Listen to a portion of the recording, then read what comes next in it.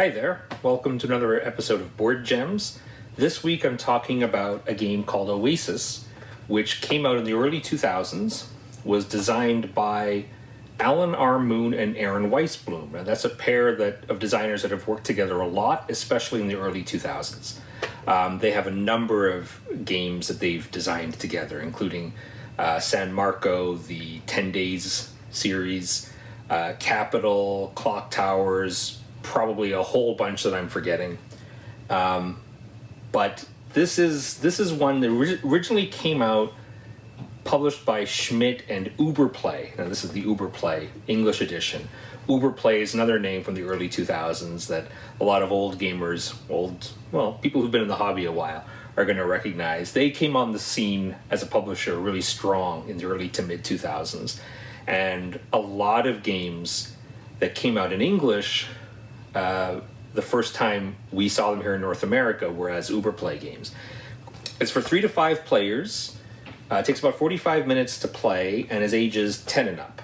I think that age estimate is pretty fair. It's a really simple game to learn, which you'll see shortly.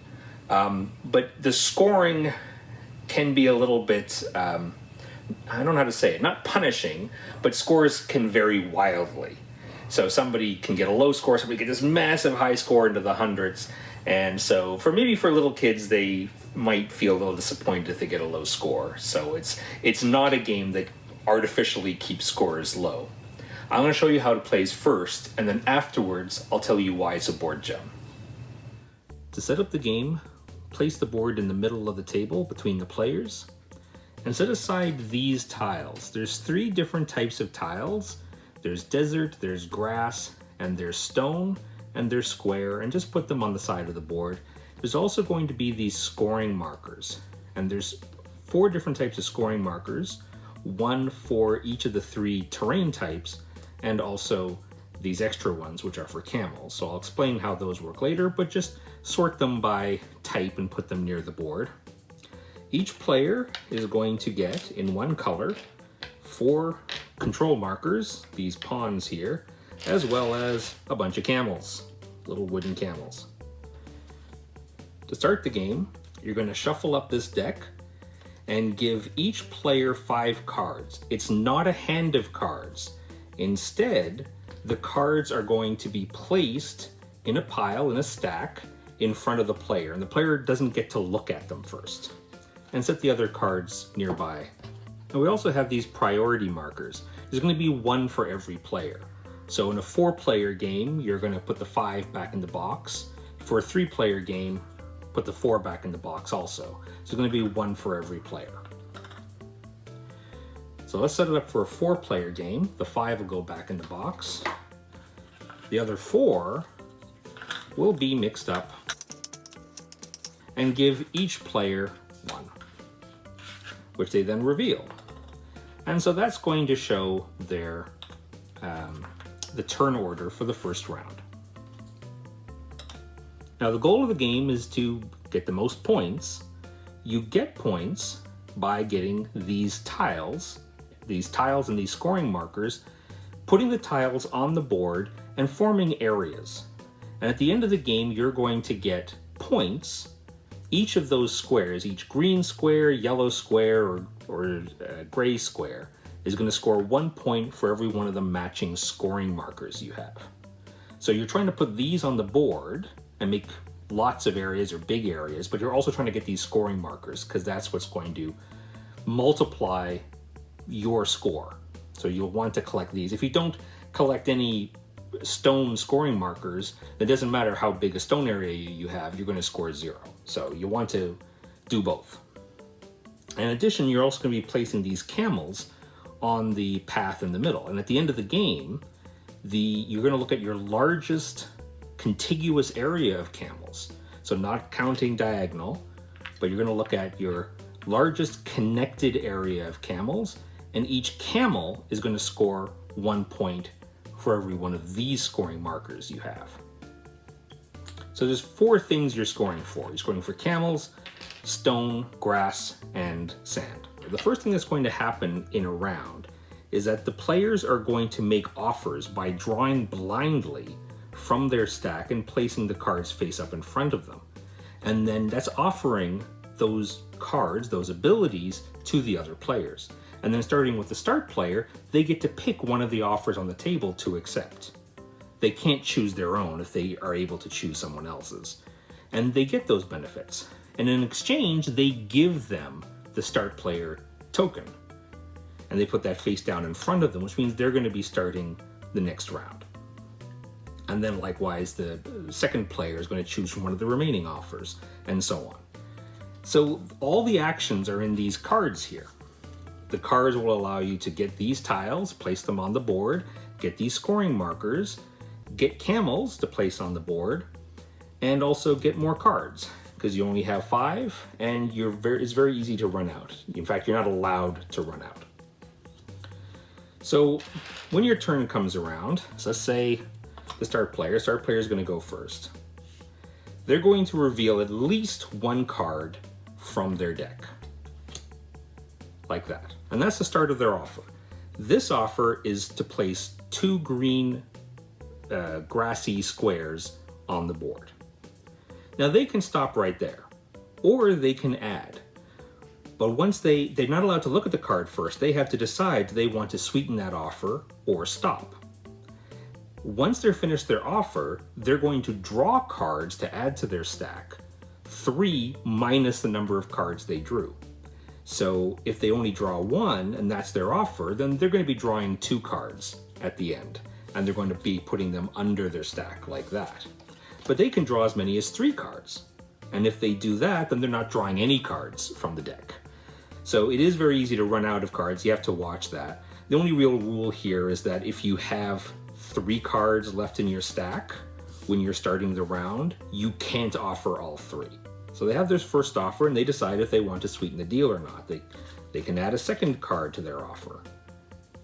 And if they do that, then at the end, they're drawing 1 card, putting under their stack. Or they can sweeten it even more by putting a 3rd card down.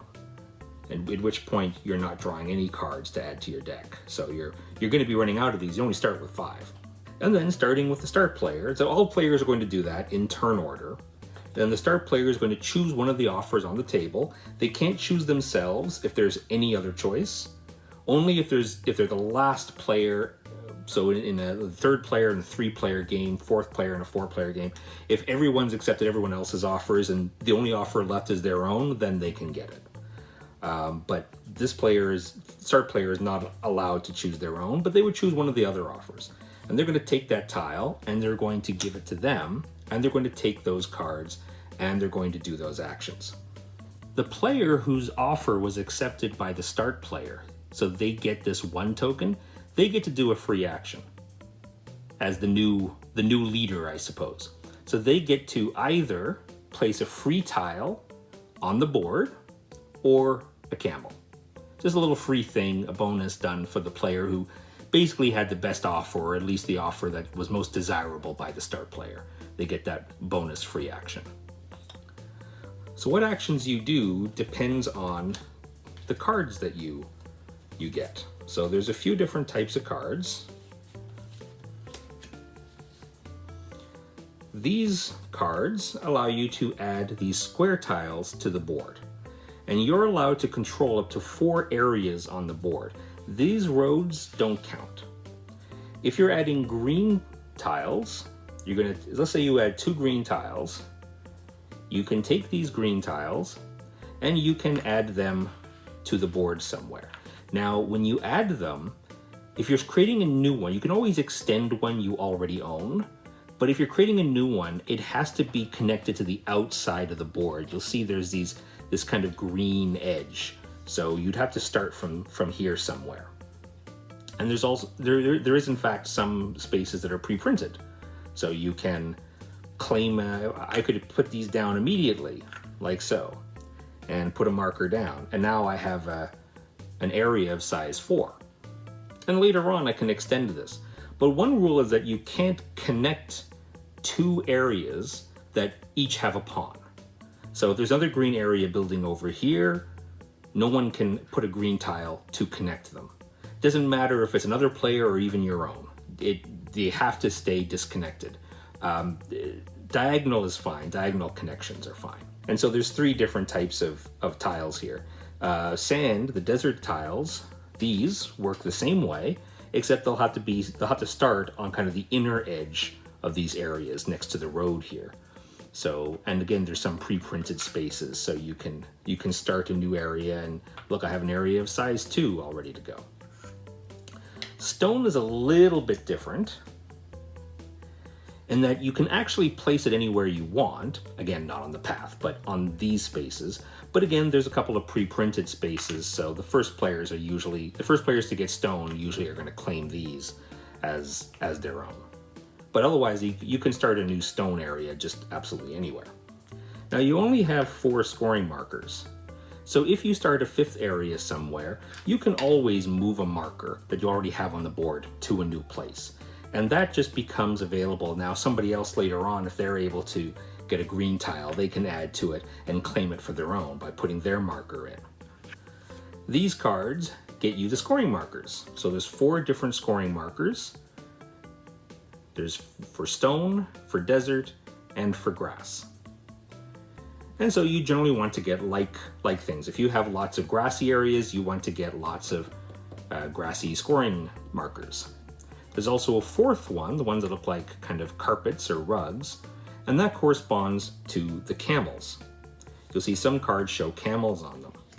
And when you activate a card, when you're claiming an offer that has camels, and you can do the cards in any order, I should point out, if it shows camels, you get to take that many camels and place them somewhere on this path, on these kind of darker brown or orange spaces. There's no requirement of placing next to your existing camels, but you want to. You generally want to have a large area of camels. And you can start new areas anywhere you want, but you don't really want to if you can help it. You want to have as big an area as possible of one group of camels. Having 2 large groups of camels are not going to do you any good.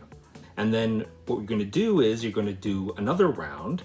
Players are going to flip over these tiles, and then this is the new order for the next round. And that player is able to start and draw cards from their deck to put down the first offer, and so on. And when all players have offers, then again, starting with the same turn order, you're going to choose an offer just like so. The game ends whenever somebody claims a card in an offer and they're not able to do that. So this can happen either because that color has run out, there's none left in the supply, or there's no valid place to put a grassy tile. Because you can't just start grass anywhere, for example. It has to be connected to here. You can't just start grass here. It has to be from here. And maybe you're not able to. Maybe people already have these areas and you're not able to create new ones. So if ever you get a card in your offer that you're not able to play, then that's fine. You do it as best you can, but after that round, the game is going to be over. Each player is going to take one of their remaining pieces, usually it'll be a camel, and put it on the 0, and then everybody's going to calculate their score. And scoring is really simple. You're going to total up all the green tiles, that includes these pre-printed spaces, all the green tiles you have that you possess because your pawn is on there. And each of those tiles is going to score 1 point for each of these you have. So you're multiplying the number of green spaces you control and multiply that by the number of these you have. And you're going to do the same for the desert spaces, multiply that by how many of these tiles you have, and do it also for the stone spaces. Multiply the number of stone spaces you have by the number of stone scoring markers you have. And finally, camels, you look at your single largest group of camels, count the number of camels in there, and you're going to multiply that by the number of these scoring markers you have, these red ones. And the player with the most points wins. That's it. You're ready to play Oasis. For the longest time, this game, you couldn't give it away, okay? There were hundreds, if not thousands, of copies floating around. You could, I know in America, you could get it really cheap through the Daily Deal website, some of the Daily Deal websites they had, or you could just pick it up for just a couple of bucks. I don't know if Uberplay just overproduced it. They certainly misjudged demand, Even today, there are a lot of used copies out there in the market. Many more used copies than are people looking for it for trade on Board Game Geek. So if you want to find a copy, it shouldn't be too hard as long as you're okay with a used copy. But it's not because it's a bad game. It's not at all. Now, the play on the board, by today's standards, would probably be considered a little bit, how should I say, maybe a little pedestrian? I wouldn't call it that. It's straightforward. But again, this is a little bit of an older game, and it certainly doesn't hide anything. Everything is right there in the open, and you can see everything for the most part. And the strategies are kind of clear, right? Like, oh, I see the board state, and I know what I have to do. A lot of newer games, they kind of obfuscate because they want to make it kind of more of like a puzzle, like a challenge, how to figure out how to win. And this Oasis is not like that. Oasis, you can see the board, and you can see what you have to do to win. Of course, it's not that easy because you're playing with other players. But this is a game that my group and I keep coming back to. It's a lot of fun because there is the interaction. There are the players. Each player has their own deck of cards, which they can't see. And in my group, it's always a big event when people are like flipping over the cards and they want to reveal. They have to decide whether, okay, I revealed 2 cards. Should I reveal a third? And whoever is in the lead, whoever is the start player who has the 1 tile, often they will kind of push other players like, no, that's not good enough. I need more. Offer me more, right? And maybe the other players are kind of pushing them. It's like, oh, okay. And then you flip down the 3rd card, and it's like, whoa, it's a big offer. So you can really get into it. Now the theme is supposed to be Mongolia. Sure. If it was a theme that I, for one, and my group was more kind of familiar with, I could see us really role-playing into it, right? So a little bit kind of a more fun or engaging theme where you could really role-play would probably be welcome. Some modern board gamers may not like the fact that you're drawing cards blindly. All you're deciding is how many cards to draw. And after every card drawn, you can decide whether to draw more or not. So there's that. But you don't know what cards you have. That's completely random. Apparently, I was reading that the designers had originally tried it where you had a hand of cards and you could offer, but it was much too thinky, where you're trying to judge like who wants what. And this makes it more fast-paced. The only decision you make after every card draw is, do I keep going, or is that offer good enough? And you can't make a good offer every round, right? The way the mechanisms are set up, you make a good offer now, you have fewer cards to work with later. So there has to be a kind of a balance there. It's still a really engaging, fun game today. It is a Goldilocks game. But to me, a Goldilocks game is a game usually 3 to 5 players, that's the player range, because usually a little bit older games are like this. And they have a shared board in which all the players are competing, but that board, that experience doesn't scale between 3 to 5 players. The game is exactly the same.